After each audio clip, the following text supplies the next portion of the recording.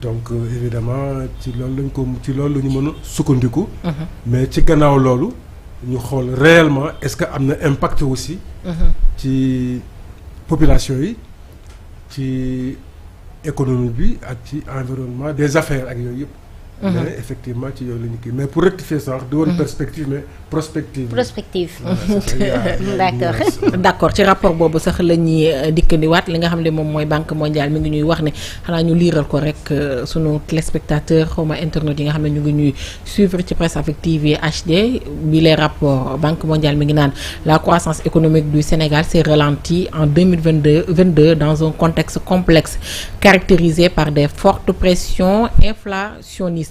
La hausse des prix mondiaux la hausse des prix mondiaux des produits de base, un régime pluviométrique défavorable et un ralentissement économique global lié à l'invasion de l'Ukraine par la Russie, certainement ci guerre bi la ñuy wax, après une forte reprise de la croissance en 2021 pour atteindre 6,5% du PIB. La croissance du PIB réel a ralenti en 2022 pour atteindre 4,2% à la suite d'une baisse de l'investissement privé, des exportations ainsi d'une contraction de la production industrielle.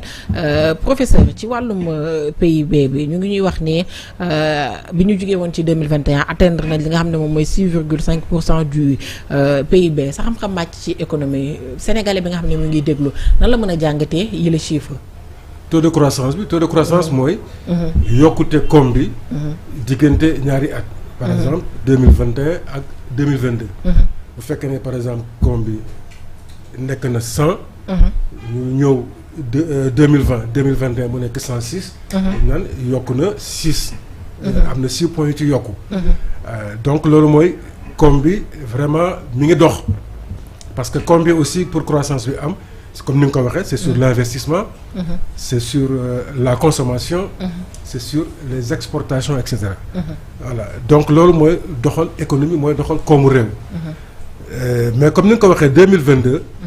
ñëpp xam nañu ne dañu génn ci Covid bi. saa boo koy wax nit ñi duñ ko mën a gëm mais. ci 2021 bi moo waroon sax mbir mi xawoon a wàcc bu baax. parce que y a des facteurs exogènes, y a des facteurs endogènes. Endogène mooy ñi nga xam ne mën nañ ko maîtriser. c'est ça ñun suñu biir mais exogène ci bitim réew la. surtout ay baril pétrole bu yéeg dëkk yu mel ni Sénégal. mënuñu ci contrôler dara. Covid bi jaar na fi. Covid bi mu jaaree li nit ñi war a comprendre mooy dañu tëj buntu yëpp. c'est ça muy ci biir dëkk yi muy ci diggante dëkk ak dëkk. logistique bi daan tax économie di marché comme bi di marché ñuy comment dirais-je jëlee ay. marchandise bitim réew di ko indi amatul bateau yi dawatuñu dara dawatul. waaw donc loolu rek day tax mu am rareté des produits. te ku wax rareté wax cherté. parce que produit bu manqué rek day cher. ci marché bi kooku moom soxlu sa jàng école pour xam ko. d'accord alors ñu jógee ci loolu aussi 2022 2021 guerre Ukraine ak Russie am. am impact bu rëy ci économie.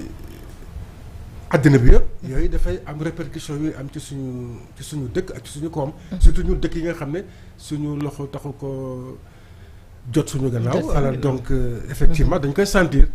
mais koom bi effectivement croissance bi yokkute bi demoon na 6%. après mu def contraction ñëw 4% et cetera. léegi je crois que perspective yi ñuy gis war na dem sax ba peut-être 8%. fii ak déwén ak 2025 xëy na. d'accord comme sànq ni ma ko waxee sax ci rapport bi gis nañ ne 2021 bi ñu ci génnee ak 2022 mu fekkoon mun ñu nekk ci jamonoy Covid ñu gis ni chiffres yi xaw na yokku. mu mel ne croissance am na mais croissance boobu bi muy am parallèlement ñi nga xam ne ñu dëkk ci réew mi am nañu ay jafe-jafe ngir mën a dund na ma waree surtout cherté de la vie bi parce que ñun jàpp nañ ni économie réew bu war a mën a doxee chiffres yi ñuy wax ni dafa xaw a yéeg war na mën a feeñ ci li nga xam ne moom mooy dundinu askan wi cherté de la vie ak dundinu askan wi ban taxaw lay taxaw ci économie réew. waaw am na ñuy wax loolu waaye ñuy wax naan nous avons une économie extravertie. c'est-à-dire économie la boo xam ne. même bu amee croissance. ñi dëkk ci réew mi duñ ko yëg. sentiruñu ko duñ ko sentir parce que investisseurs yi ñu ci bari ñu ngi jógee bitim réew te bu ñu amee ay bénéfices dañ koy gàddu yóbbu ko seen dëkk donc duñ ko bàyyi mu jur dara ci biir réew mi. lu dul xëy na ay salaire ay impôts ak yooyu. ak xëy na as tuut luñ ci réinvestir mais bu fekkoon ne croissance boobu investisseur sénégalais yi. secteur privé bi ñoo ko porté woon kon xëy na doon nañ ko gën a am. sentir doon nañ ko gën a sentir doon na gën a am impact suñu économie mais bu fekkee ne dañ ko jéggaane ay. ñu jógee bitim réew. ñoo ñëw kenn waxul nag loolu baaxul loolu lu baax la. parce que les investissements directs étrangers. dëkk bu nekk da ngay ñaan mu ñëw ci sa réew. mais nag vraiment bu ñu investir ba gis seen bénéfice yóbbu ko bitim réew ak ci facteurs yoo secteurs yoo xam ne du am impact parce que bu dee par exemple le secteur tertiaire. les télécoms l'informatique et cetera kooku xëy na bu doon suñu sago. croissance bi suñu agriculture porté ko. wala suñu secteur secondaire porté ko nga xam ne dana créer emploi dana créer du ku wax emploi aussi wax consommation mu war a mën a nekk benn partenariat gagnant absolument ça je l'ai toujours dit d'ailleurs voilà donc évidemment kon xëy na seetaat rek relation ak coopération bi ñu am ak investisseurs yi jógee bitim réew pour ñu suñu dëkk xamal leen ne nag investissement bi baax na dana jur ay xëy pour xale yi di liggéey. dana jur ay impôts mais boo gënoon nañu daal bëgg mu. gën a am impact ñu gën a investir lu bari ci li ñuy gagné ci ay bénéfices ñu defar ko ci suñu koom-koom defar ko ci réew mi. mais bu ñu ko jëlee rek yóbbu seen dëkk aussi kooku ñun duñ ci gis suñu bopp. donc loolu daanaka luñ ciy perte lu mat a bàyyi xel la waaw. mooy ëpp dinañ ñëwaat ci wàllum. investissement boobu mais ñu desandi ci li nga xam ne moom mooy cherté de la vie ñu gis ni.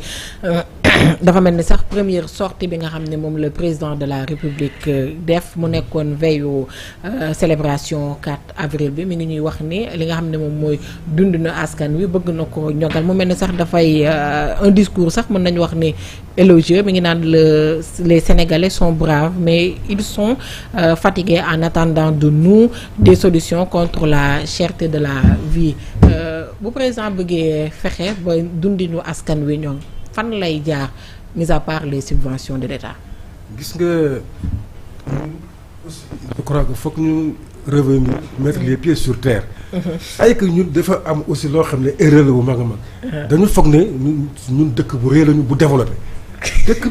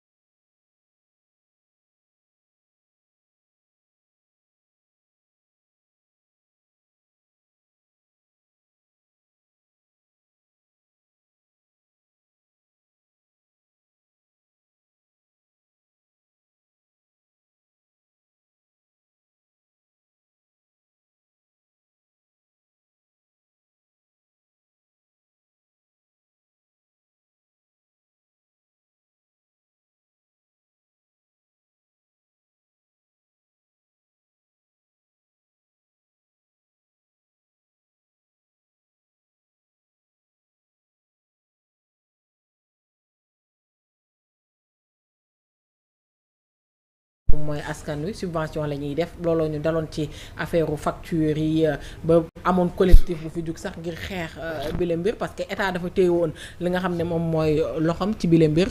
foogoon naa ni subvention bi c'était à hauteur de 100 milliards. mu dakkal ko fu mu nekk ni ñu ñëw di ñu wax waxee dundin bi bu dul subvention fan la ñuy jaarandi parce que réew mi nag nañ waxante dëgg li nga xam ne moom mooy autosuffisance en riz sax dafay taggatémbe te ceeb bokk na loo xam ne li ñuy dundee lu bari ci réew mi ci la bokk. Je suis très d'accord avec vous, hein, et vous avez très bien fait d'ailleurs de le rappeler.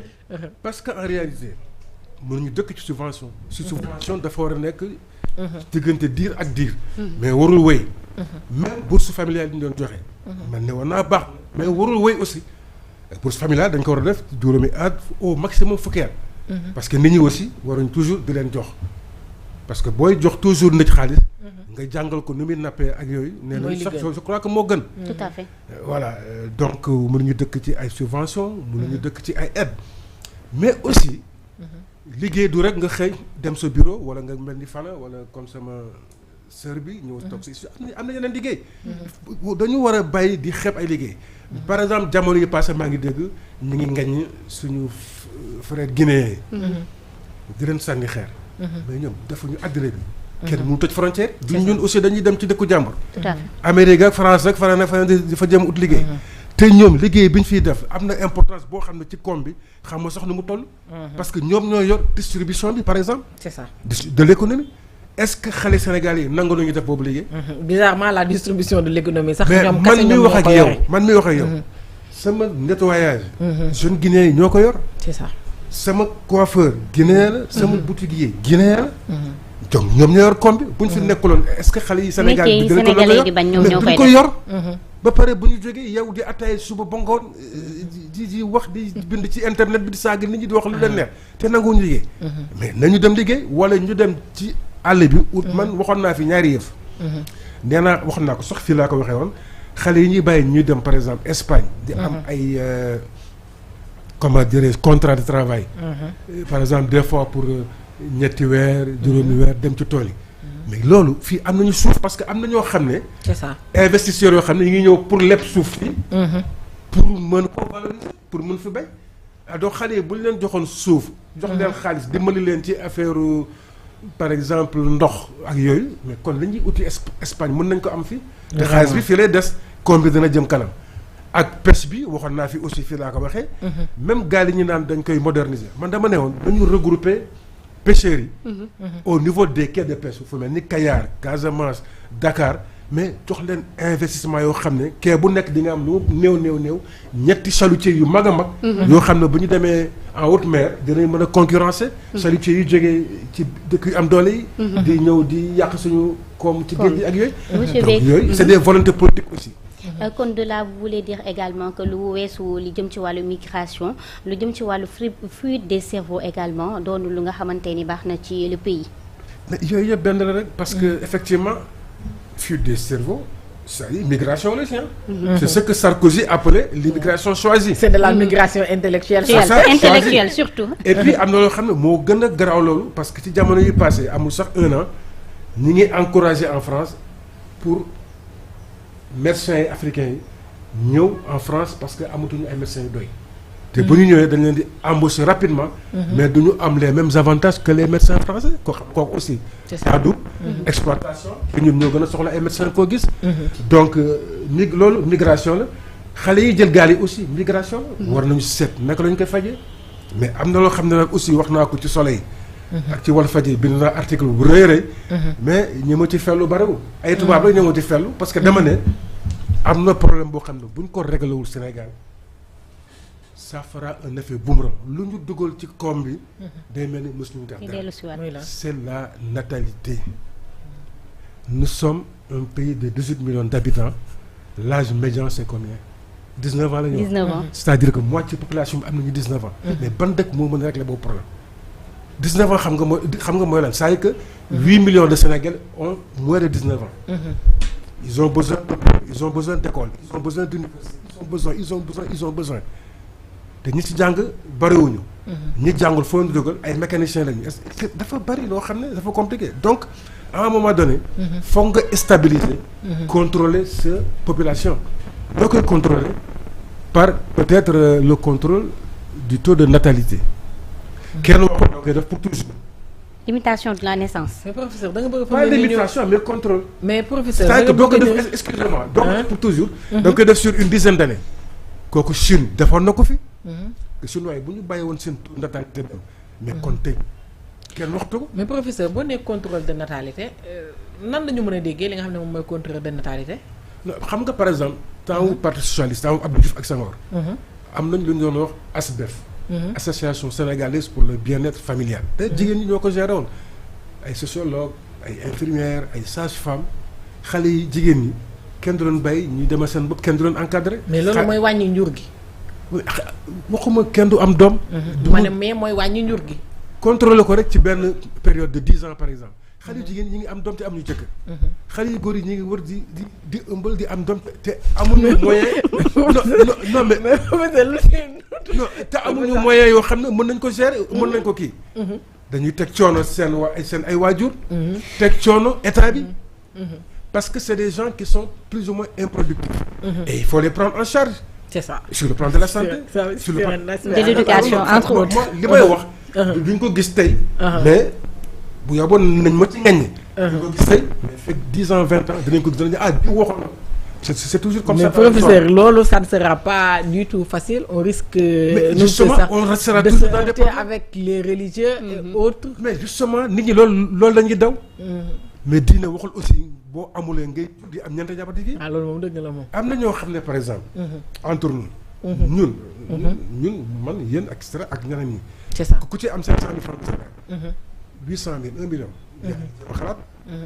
am sa benn jabar am sa kër am sa logement. am temps wu bëgg say doom ñu fay leen jàngal la.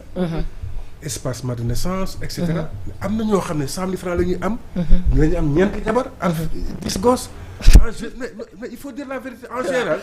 man fii laa ko mën a waxee parce que fii mooy sama réew. c'est ça du ma dem ci dëkku jàmbur di ko foo wax. tout à fait fii laa koy waxee fii laa juddoo su ma dee fii lañ may suul yàlla na yéex. mais donc. am 600 000 francs bëgg am ñeenti jabar bëgg am 10 gosses say doom doo xam sax bëccëg ndax ñëpp a ngi ci kër gi wala nekk ci kër gi. wala bu guddee ndax ñëpp fanaan si nañu wala déet. ndax reer ñu wala reeruñu mais quand même dañu waxante dëgg nag. yooyu dafa am ay impact ay répercussions. c'est ça ci koomu réew. ak ci koomu chef de famille. borom kër yooyu c'est très important nekk nag bu ñu ko sañuloo wax foog am ko sañ a wax. il faut ñu wax ko par exemple ñu ngi doon wax taalibe yi ci mbedd yi. kenn mënu ko régler. parce que boo ko bëggee régler sax ñu ne da nga contre diine mais diine waxul fenn ñu bàyyi nañu ñërëm ci mbedd mi di kii. di taxawaalu ko di yelwaan te ñi leen yor kenn xamul naka lañ leen yore. ci ban anam lañu yor xale yi. ci biir daara yi mais c'est important il faut pas que ce soit une tabou. politique radicale parce que c'est pas il faut pas que ce soit tabou il faut que les gens disent la vérité surtout les intellectuels ne doivent pas avoir peur leur rôle c'est de dire la vérité. C'est comme la presse aussi, vous les journalistes, il faut oser dire. Il ne faut pas avoir peur qu'on vous insulte, qu'on vous hégémonie, etc. Parce que c'est un réew ngeen di liggéeyal. askan wi ngeen di liggéeyal. doomu aadama ngeen di liggéeyal comme ni ko yàlla di santaane. gannaaw dafa mel ni am na loo ci bëgg a doll foog naa ci beneen sujet wala. tout à fait comme ni mu ko waxee alors monsieur bi régime bi nga xamante ni fi mu nekk nii moo nekk ci boppu nguur gi ak le président Bassirou Diomaye Faye ci seen projet bokk nañ ci daal di wax ni dañoo bëgg a def suppression HCCT CDE ak li nga xamante ni moo di HCDS mu nekk ay lu nga xamante ni dañoo jàpp ni c'est budgétivore votre appréciation par rapport à cela. oui kooku c'est pas la première fois xam nga aussi bon bi Abdoulaye Wade ñëwee il avait supprimé le conseil économique social et environnemental. Quelque temps après mu créé le CRAES pour remplacer le conseil économique. après delloo si ko conseil économique. supprimer Sénat créé waat Sénat. C'est de bonne guerre. Je crois que aussi si ma jumalee sax Macky Sall l'avait fait. alors ñoom aussi ils l'ont dit c'est des actions qu'ils veulent faire peut-être pour am lu ñu teg ci loxo askan wi quoi. pour wax ne il y a une rupture. bon HCCT au conseil c'est pas parce que moi je suis conseiller technique là-bas. mais même s'ils le font c'est ce que je voulais dire sax déjà vous travaillez là-bas. voilà c'est ça même s'ils le font mais man sama métier mooy jàngale quoi. mais même s'ils le font demain ils seront obligés de parce que gis nga aussi. dëkk dafa am lu muy doxee. c'est-à-dire que am na ay institutions yoo xam ne même bu amulee sax njëriñ. nga bàyyi ko ci réew mi baax na parce que dana tax mu defal xolu ñenn ñi da ngay seet yooyu boo ko dindee. ak xaalis boobu fi mu daan dem dugg ci biir réew mi et cetera am ñu mu jàppale et cetera loolu amatul. Faut centrer ko aussi ci économie bi. mais professeur il faut également rationaliser les dépenses yow yaa ngi wax ne nous sommes un pays extrêmement pauvre on n'est même pas pauvre on est extrêmement pauvre. On est d'accord mais ça veut pas dire. mais il faut aussi rationaliser les dépenses. mais ça veut pas dire qu'on doit pas avoir un État.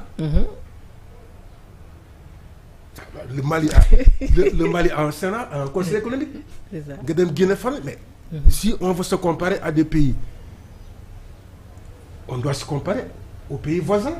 ñu wër Mauritanie Mali est-ce que ñoom dañu xëy dindi yooyu. Mais également ces pays-là est-ce que sont des références, sont des pays de référence? Écoutez, on ne va pas, nous n'allons pas nous comparer à la France. Aux États-Unis, Je parle pas de la- ce qui est comparable. ñun ak Côte d'Ivoire rek Mali ak Guinée ñun ñu war a mën a comparer suñu ñooy suñu nawle. ñun ñooy suñu nawle quoi. Ah ñoo bokk athée et cetera. Et pourquoi pas la Côte d'Ivoire? donc problème mooy loolu et puis ñu xam ne fii y a tout est urgent. Tout est prioritaire. Tout est prioritaire. C'est clair. mënoo nit ñi. da ngay dégg boo ñëwee ba gis réalité yi. vraiment day doy waar man j'ai beaucoup peur. ñi fi nekk dañuy souhaiter pour ñu réussir. parce que bu ñu réussir c'est dans l'intérêt du Sénégal. parce que bon sama compagnie gi en tout cas ñun amatuñu lu bari lu ñu xaar ci réew mi. lu ñu fiy ñaan rek pour xale yi ñëw ëllëg la quoi. du dëgg suñu sëti suñu doon yi. mais nag moo tax ñaanal leen pour ñu réussir aussi. lu baax la xëy na dañuy soo commencé kenn warul aussi jóg di leen ngàññi. parce que quand même tegaguñu benn at bu xam ne war nañ leen mën a kii. def ay critique dañ leen may li ñuy wax état de grâce. ñu leen seetaan ñu doxal ñu déroulé ba ci kanam. waaw bu ñu demee fekk ay mois ba wala fekk at. bëgg nit ñi gisul lu xam ñu soog a mën a critiquer mais nit ki du ñoo toog rek. nga ne yaa ngi koy ngaññi yaa ngi ko c'est pas possible. dañuy may ñu noyyi ñu seetaan leen seet ñoom li ñuy def ndax li doon diggaate. dinañ ko def dinañ ko réaliser. d'accord d'accord te professeur foog naa ni démb li xool nga li nga xam ne moom moo tukkandi ci communiqué conseil des ministres bi bëri na ay annonce le président ñaax na ki nga xam ne moom mooy le ministre de l'eau et de l'assainissement mu jëm ci audit bu rapide ci li nga xam ne moom mooy contrat d'affermage bu lié woon état du Sénégal ak li nga xam ne moom mooy Sen'Eau également joxe war na ay instructions à ce que ñu lijjanti li nga xam ne moom mooy rapport yenn rapport corps de contrôle parce que ça fait quand même 5 ans amul yenn yoo xam ne day génn yile rapport ak yile audit yi nga xam ne ñu ngi koy annoncé lan la mën a jur ci économie réew mi. waaw mais loolu lu am solo la. lu am importance la te ñu ngi ko ciy félicité. di ko encourager aussi muy doxal noonu muy continuer noonu. parce que même ñun ñi àndaloon ak Macky Sall. du yëpp la ñu àndaloon ak moom. yi ma naan am na yoo xam ne dama ko def sous le coude. waaw kooku kenn mënu ci d'accord. nit ku normal du ci d'accord. ñoo na fi ne je vais réduire l'opposition à sa plus simple expression. c'est ça daf ko wax jour boobu. dama tiit dama taal sama oto. dama ko tànnoor ne ko yëg nga li kii wax Macky Sall wax mu ne lu mu waxati. ma ne ko nee na il va réduire l'opposition à sa plus simple expression. ma ne ko EG on l'appelle EG. c'est pas de la politique. ma ne ko démocratie du loolu. dans une démocratie il faut qu'il y ait une opposition forte. léegi aussi. def nañu ay contrôle kon c'est pas la peine de créer des corps de contrôle. Quand on te donne des rapports. Vraiment. Tu mets sous ton coude. Sous ton coude. Mais ñii dañuy def baax na. parce que alors que c'est de l'argent qui est investi pour ñu def. dem sur le terrain. néew ma sax ñi ñuy auditer yëpp def nañu naka su lu noonu. au contraire damay ñaan ñu bañ fa fekk dara ci ñoom. c'est ça mais li jaadu mooy ñu audit ñu contrôler. parce que ñu xam ne lii ak lii moo am. loolu c'est très important. kooku moom vraiment dañ leen ciy encourager. mais loolu kuñ ci jàpp nag. xamal ne yaa def naka su lu noonu. te waroo ko woon def. c'est aussi simple que ça. waaw di ñaanal ñi nga xam ne nag xam naa leen samay. am di jàmm rek ñu bañ a ñu set daal ndax yàlla na seen loxo set ñu bañ a am benn problème ak. d'accord yow professeur ni nga ko waxee tamit dafa mel ni yow àndoon nga ak nguur gi nga xam ne moom moo fi nekkoon yaa ngi wax sax on a besoin d'une opposition boo xam ne dafay forte. absolument ban lecture nga am bi président bu yees bi toogee ba léegi parce que sentiruñu quand même la présence d'une opposition. boobu ba léegi. voilà man ne bu ma si fi ma féet ça tout le monde le sait. J'ai mis sur ma page Facebook ñaanal naa kii. mais on va retourner dans l'opposition. avec une posture d'opposition républicaine. comme le PS l'a toujours fait. du ñu nekk di saaga ndey jàmbur. du ñu nekk di sànni ay xeer du ñu nekk di taal di def yooyu. c'est pas ça une opposition. du dëgg. opposition bi ñun li ñu war a def kay ñu ngi koy waaj amul nañu sax. lan ngeen di waaj fu mu ne nii. waaye élection yi boobu ba léegi yéen a ngi toll ci évaluation yi professeur. waaw mais c'est pas encore tard ñun. par exemple au niveau du parti socialiste c'est aujourd'hui que ça va se faire. dans l'après-midi xanaa kon di ngeen fa doxee génne waale ci benn bokk yaakaar nag. je ne sais pas parce que man du ma waxal instant. ak gisante bi ñu wax ni am na fi ci diggante Aminata Mbengue Ndiaye ak Khalifa Sall. xam nga yooyu nag c'est des rumeurs yoo xam ne man duma ci sori man personnellement à plusieurs reprises en secrétariat j'ai dit que loolu moo war a am parce que moi je suis secrétaire chargé de la prospective au niveau du parti socialiste et des études man maa nekk relation avec les partis de gauche donc maa daan dem chaque fois bu ñu amee rencontre avec la gauche à un moment donné j'ai dit qui peut le plus peut le moins je l'ai dit dans nos instances j'ai dit que nous voulons regrouper la gauche mais commençons d'abord par regrouper nos amis socialistes à commencer par Taxawu Sénégal peut-être URD peut-être demain AFP et cetera comme moom fi toogee loolu la waxoon bëgg nañ li nga xam ne moom mooy regrouper li nga xam ne mooy la loolu mooy yor Tanor waxoon na ko avant muy gaañ te aussi politique toujours ëllëg du añ du reer mais lu mat a sóoraale ñoom ñu ngi réunion bu yàggul avant les élections xaw ma ci ban hôtel fële nee nañu dañuy gisee les libéraux donc ñoom ñu ngi bàyyi xel pour ñu gisante ëllëg def seen regroupement ñun aussi war nañu toog di seetaan ñun aussi war nañu def suñu regroupement donc Aminata bu fekkee ne gisante na ak Khalifa je crois que loolu lu baax la xëy na dinañ ci waxtaan ci suñu instance incha allah te je crois que loolu lu baax la loolu léegi nag bu kenn wax ne opposition amul opposition am na kenn santeeru leen de gis nga nag nit ñi aussi dañu bëgg rek professeur opposition bi saaga xaana bàyyil jàmm ñi opposition intellectuelle la ñuy def dañuy opposé intellectuellement opposition républicaine moom c'est semblable à ñoo xam ne dañuy mel ni kuy waaj a transiger dem ci pouvoir bi peut-être am na peut-être kooku moom xam nga Sénégal mooy Sénégalais kooku mënul ñàkk mais kooku man du sama genre man on m'a dit que d'ailleurs j'ai toujours été l'éternel opposant man ci Macky Sall rek laa mos a dugg ci pouvoir parce que je suis venu au PS en 2004 moi Senghor m'a mis en prison j'étais très jeune xale bu ndaw j'avais même pas 20 ans c'était en quelle année ça c'est 71 bu juddoogu leen j'ai fait 100 mètres baadu yéen de baadu jamonoy moi je suis un militant de gauche jamonoy ñoom Blondin c'est la même mooy jamono ñoom Blondin Diop et Pape Diop son frère là le médecin Diallo là bi nekk Diallo Diop waaw kay sama naataango la sama xarit la ñoo maase une semaine la ñu magante Diallo donc fekkante ni 100 mètres bi waaw parce que léegi mooy rëbës waaw parce que yu grand lañu doon def pour kii Fana Blondin Omar Blondin lay wax. waaw mais yéen professeur Omar mooy mag. non Omar mooy ay frère lañu mais yéen professeur seen jamono jooju vous n'étiez pas une opposition républicaine yéen da ngeen doon utiliser sax ay cocktail Molotov. lakkoon ngeen fi benn centre. parce que il n'y avait pas de liberté de presse il n'y avait pas de liberté d'expression. attention. faut pas oublier li xale yi am tey. c'est parce que ñun nous nous sommes battus. ñun on n'avait même pas de vie on n'avait même pas de jeunesse. Vous vous rendez compte à 19 ans j'étais en prison. À 19 ans ça veut dire que at yu bari ñu ngi doon def réunion di fanaan di kii di dem di kii di guddi ñu dem di fanaan ci mbedd di sànni ay tract di defar ay tract boobu tract amul ay informatique. da ngay jël ustensile. machine à taper. soo paree nga jël lu ñuy wax Renéo. pour multiplier ko. Renéo type amatul quoi boo ko multiplier ba mu bari guddi ku nekk yor sa saak. ngeen dem taf. il y avait des complicités dans les bureaux d'administration. ngeen def ci suufu bureau yi ay tract dugg ci et cetera taf ci mbedd mi. lakk gi moom jaaxal cocktail Molotov moom yàgg na fi du opposition bi ñu génnoon rek ko fi indi. yéen daan ngeen ñun on a voulu faire pire. waaw yéen koy taal ngeen sax. bu Diallo Diop ñëwatee na nga ko laaj. lu tax ñu jàpp ñu. waaw on voulait tuer Pompidou. le président français waaw Pompidou yéen kay vous avez. on voulait incendier le centre culturel français. c'était un symbole. sànni ngeen woon même bu fekkee tàkk na moom mais ñun.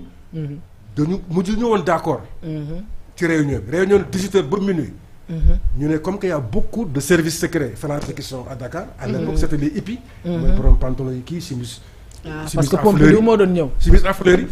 dañuy ñëw jiitu président bi en tant qu'autorité c'était des services secrets quoi. waaw. xamoon nañu déjà suñu plan. ñu ne kon nañu.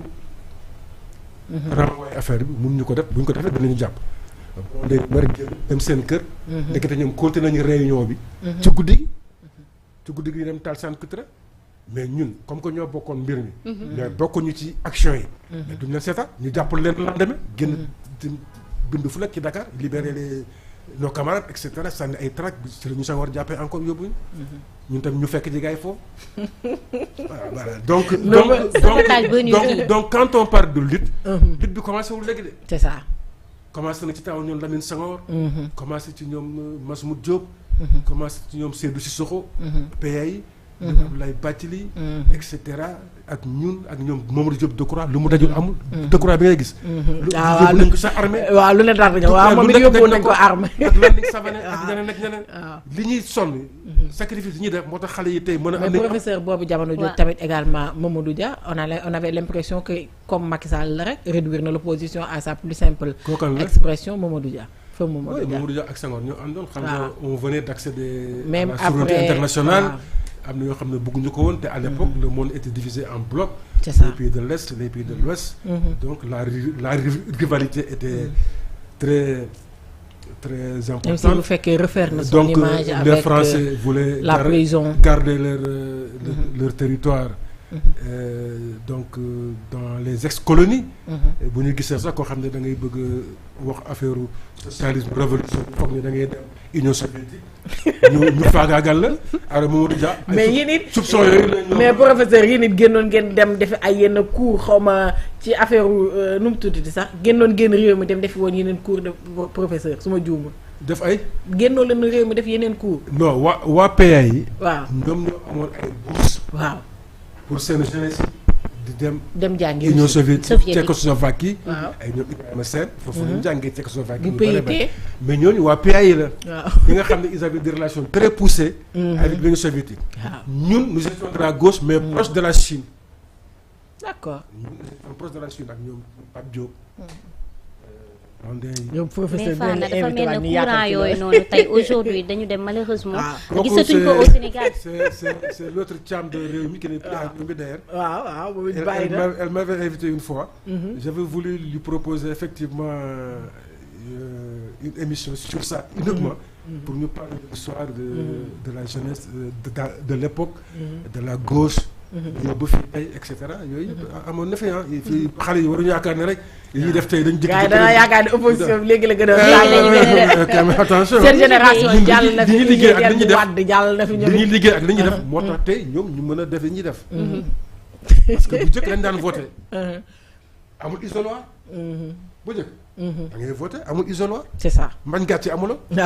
te amul woon 18 ans voté. léegi de bañ gàcce amuloo ne yaa pas d'isoloir. ba pare bu njëkk. urne yi ay bant kees la woon c'était pas transparent. xamoo ndax ci biir am na ay carte wala amul carte. te booy voté chef de quartier day ñëw taxaw. te doonuñu woon am 18 ans rek voté. et il faut pas aussi. leur en vouloir boobu suñu démocratie foofu la topp. waaw développement pays bi sur le plan politique économique. social et cetera foofu la toll woon mais àdduna day dox. France kañ la jigéen ñi commencé di voter. mais yàggul ñun sax leen njëkk a voter jigéen ñi. je crois si je me trompe. jigéenu Sénégal sax leen njëkk a voter. donc loo gis rek par étape day dox. mais ñun nañu sant yàlla. parce que li ñu am tey ñu voté tey. 18h 19h au plus tard 20h ñu xam ki gagné. tendance yi génn wala ki gagné même ay pays développés amuñu ko. loolu. maa ngi gis benn journal Gabon ñu def benn. titre quoi ci benn journal ci seen journée yi la. au Sénégal. Ils nous surprennent toujours. Ils votent avant 20h, ils connaissent les résultats. Les résultats. Est-ce qu'ils n'ont pas copié-collé de notre élection qui doit venir dans un mois. Prochainement. Ouais, donc li fi nekk nag. gis nañu quand même les réalités. parce que ministre bi Djiba. Djiba moom. kenn du wax ne xamul dara. waaw Djiba yu bari boo ko doon liggéey ci Moustapha Ba. c'est ça. c'est un haut fonctionnaire. compétent. yàgg na directeur ba de finance. programmation lu bari Moustapha Ba daan liggéey moo ko doon liggéey. donc moom xam na. donc wax na leen nee na leen. c'est un homme d'expérience. La situation est difficile. ñoom Sonko ak ñoom. président Diomaye. premier ministre Sonko. mais ñoom aussi c'est pas des novices. c'est des hauts fonctionnaires c'est ça. ils ont pas eu dama xam ne lii leen di xam. c'est que xëy na armes yooyu lañ amoon rek. pour xeex parce que armes yooyu moo tombé ak seen jamono. maanaam réseaux sociaux. ñun amuñu yooyu bu njëkk. ñun. ba xam maa leen nettali René wu Tippé mais xale yi da ngay toog sa kër loolu nga wax. waaw naan sa attaaya ba sa biir fees. loolu jàpp sa. léegi Tim sa clavier. la communication est facile. voilà donc nañ leen ñaanal rek. ñu réussir léegi opposition bi nag. évidemment il faut pas nit ñi yaakaar ne opposition amul opposition am na de. da ngeen a tekki rek pour le moment. dañuy teg nag c'est. di préparer seeni. may tuuti temps de grâce. dama dal. am état de grâce ba pare def évaluation élection yi c'est pourquoi ñu perdre parce que aussi y a beaucoup d'interrogations ci élection yi passé il faut qu'on trouve des réponses à ces interrogations bu ñu paree c'est les perspectives ci perspectives yi en tout cas au niveau du parti socialiste c'est certainement de réorganiser le parti mais de faire les retrouvailles de la grande famille socialiste et d'élargir ça d'ailleurs au niveau de la gauche ba pare nag di seetaan ñi nekk au pouvoir ce qu'ils vont faire par rapport aux promesses qu'ils ont tenues aux Sénégalais en espérant qu'ils vont les réaliser. D'accord gannaaw bu fekkee am na loo ci bëgg a yokk. alors monsieur Beye ñu daal di nemmeeku ni c'est une première fois au Sénégal ñu daal di dem élection ki nga xamante ne moo nekk ci opposition daal di gagner premier tour mu mel ne aujourd'hui Sénégalais yi dañoo am benn longueur d'avance ci ñi nga xamante ni moo di politiciens yi également ñu daal di nemmeeku bu baax a baax lu jëm ci wàllu courant idéologique yi lu jëm ci wàllu parti yi dafa daal di sooxee bu baax a baax yan conséquences la mën a am. waaw loolu dëgg la quoi. c'est la première fois au Sénégal président bi bokkul ci élection yi. c'est la première fois opposition bi gagné premier tour. et avec la manière aussi. plébiscite la ça aussi il faut l'accepter. c'est clair. ba pare opposition boo xam ne xëy na amuñu expérience xëy na temps bi ñuy am sax moom la APR amoon je crois bi muy jël pouvoir. APR 2005 lañ leen créé et cetera. ils ont gagné en 2012. Bon, peut-être moins que le PASTEF, parce que le PASTEF a été créé en 2014. Donc 10 ans après, ils ont gagné. Mais c'était un référendum. C'était pas une élection présidentielle. C'était un référendum. Man nee naa xale yi même xale bi raxas ci mbedd mi sax boo ko jëloon teg ko en face Macky Sall xale bi day gagné. C'était le dégagisme. Les gens voulaient que parce que tout Sénégalais dañ doyaloon. Les gens ont fait leur campagne, leur propagande sur le bilan immatériel. Parce que Macky sur le plan matériel on n'a rien à lui reprocher mais peut-être la cherté des investissements peut-être nag ko bëgg akara aussi da nga ñeme kan yi mais peut-être le bilan immatériel comme je l'ai dit réduire l'opposition à sa plus simple expression je mets mon coude sur certains dossiers il y a des choses qui ont frustré les gens et ça je pense que avec les morts qu'on a enregistrés oui évidemment bon les morts aussi c'est pas le pouvoir il faudra peut-être situer les responsabilités mais le pouvoir pouvait stopper net quand même mais on ne peut pas l'accuser au pouvoir c'est pas possible parce que vous savez on sait comment ça se passe dans tous les pays du monde dans les mouvements de foule souvent il y a des gens qui en profitent pour faire des dégâts même mortels et le mettre sur le dos du pouvoir. mais situation bi fi mu tolloon ba yegg foofu mënoon na ko arrêter moom it. arrêter comment. parce que les gens qui ont appelé à l'insurrection ñooñu nga war a waxal. mais professeur li tax gars yi appelé également à l'insurrection dafa am lu ko jiitu problème mu troisième mandat jaar na fi. mais vous manifestez. avant mais gars yi dañ doon manifester. dañoo demander à ce que ñu manifester ñu bañal leen ko. ils ont appelé à l'insurrection. mais ils ont allé chez des gens. des citoyens lakk seen kër ils les ont même menacés de mort. ça c'est pas normal. ça. parce que ñoom léegi ils sont. di wax ne Fana am na 5 millions. non kooku xool Fana am na ay milliards. mais Fana professeur mais yéen it vous avez fait pire. non ils sont. waaw ñoom seen temps ils ont fait pire quand même. ils sont au pouvoir. est-ce qu'ils vont accepter que l'opposition fasse comme ñoom hier.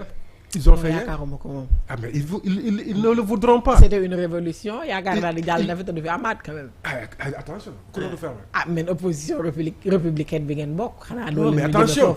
Est-ce qu'on peut contrôler, est-ce qu'on peut canaliser les mécontents qui vont venir et qui vont rapidement venir. Mais professeur, c'est un autre débat.